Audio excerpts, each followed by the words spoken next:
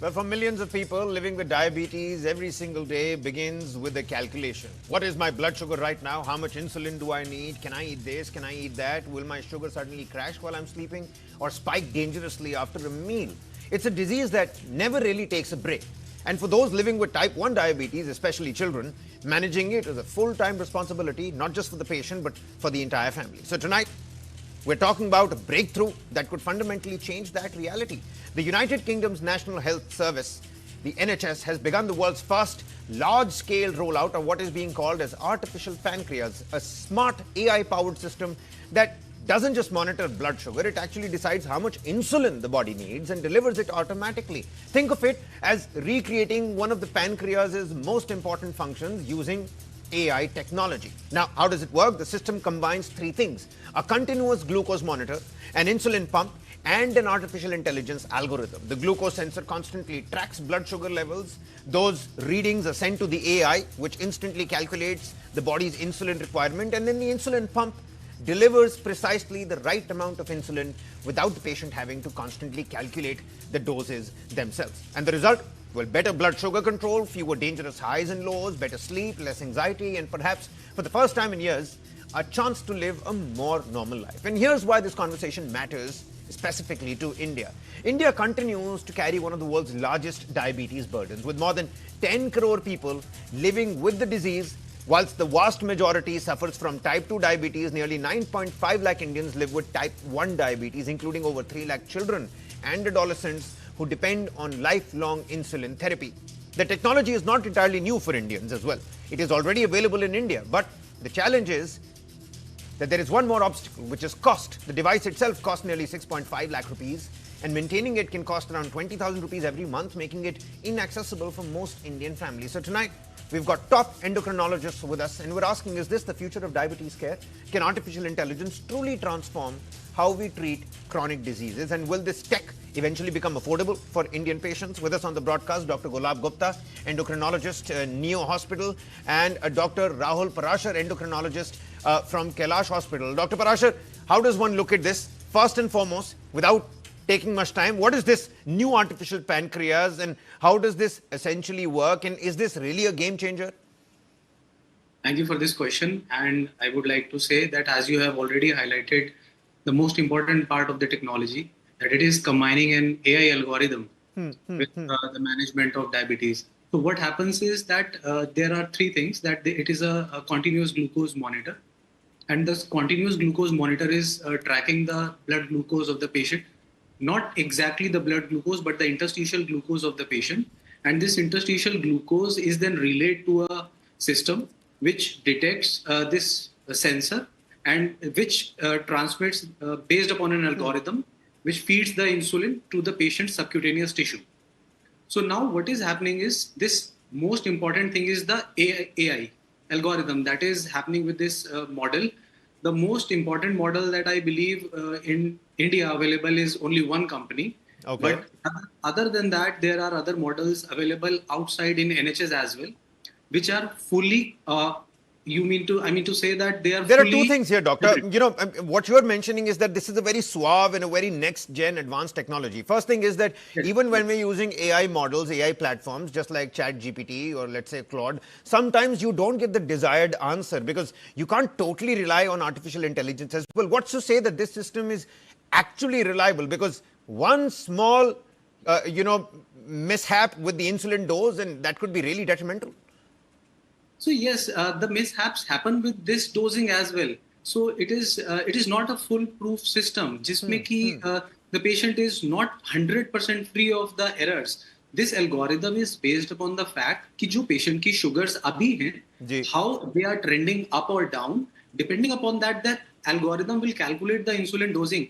And in certain scenarios, जरूरी नहीं है कि वो जो dosing उसने calculate की है, वो appropriate हो. But the more important part is that कि अगर वो algorithm appropriate नहीं भी होगा, तो system auto correction boluses देता रहेगा, जिससे कि patient की sugar normal range में चलेगी.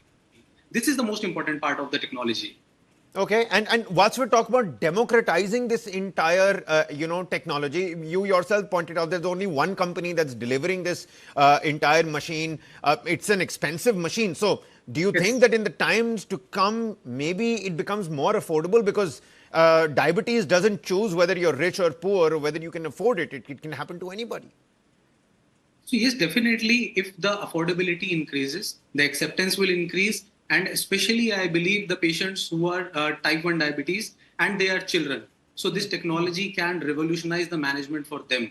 So because if it makes me very helpless to see those patients who are having recurrent hypoglycemias and we don't have an answer for that.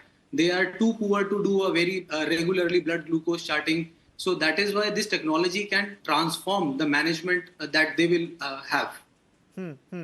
Dr. Gupta, I can see you. Many thanks for taking out the time. Dr. Gupta, what's your Yes. assessment here? Are you happy with this rollout? Do you completely trust this new artificial pancreas in your system, or do you think there is much more work that needs to be done here?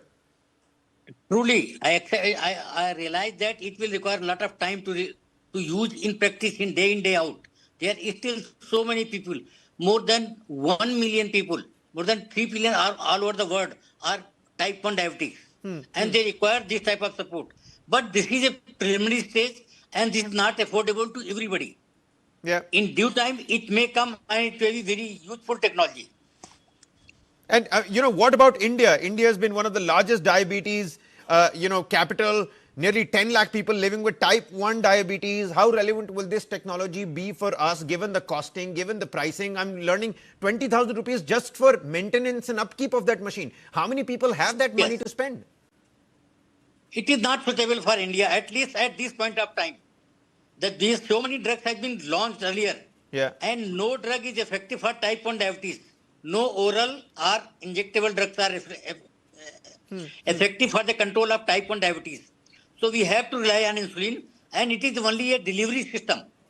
It will cost a lot of money, and there are certain this insulin puffs has come. They are equally effective. This Yeah. can be used without injecting this.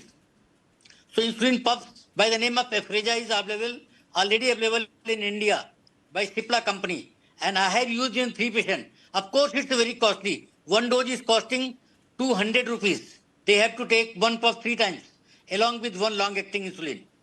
So taking 4-5 times, 4-5 picks will be avoided with this. You see, looking ahead, Dr. Gupta, how Yes. long do you think before this becomes as common as insulin pumps?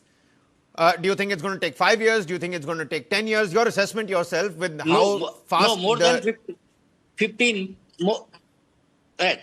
More than 15 to 20 years.